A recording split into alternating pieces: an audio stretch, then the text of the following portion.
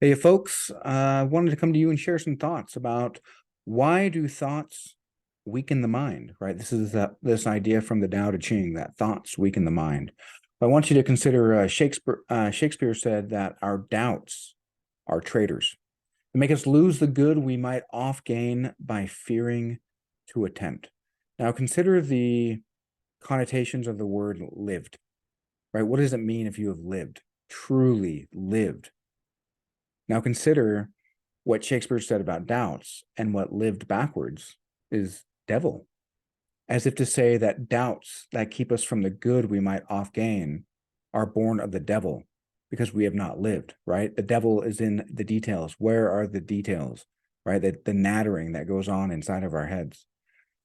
Now, love is the substrate of the universe. It is the underlying fabric of reality, right? Love is abundant and also the most precious, right? When we feel loved, we feel a sense of connection. We feel as if everything's in harmony. We feel as if everything is right. And yet that doesn't really work well in a marketplace, right? Because scarcity and rarity is what's typically tied to preciousness in a market economy.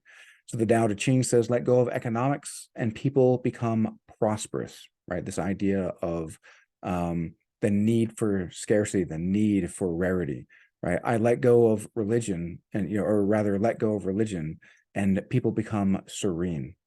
Let go of all desire for the common good, and the good becomes common as grass, right? This idea that love is everything. The entire universe is held together through love, right? Love is what most people say is effectively their version, God. The God that they follow is effectively a embodiment of love.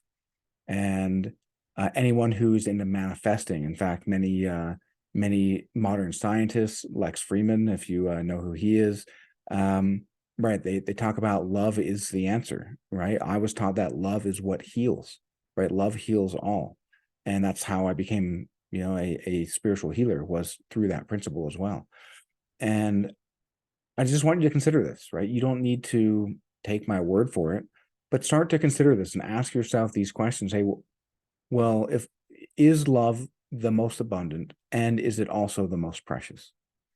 And explore that idea. Explore these ideas I've shared in the Tao and see where they take you, right? These ideas are meant to be intuited as to how they apply to your life or to your life, right? This isn't something that I can just tell you how you need to take this and interact with it. I can share with you a story, I can share with you an anecdote, but ultimately these are just like these Buddhist koans, where just like a laugh. As somebody tells a joke and you laugh spontaneously, well, you intuit these things spontaneously as well. That's how they apply to you.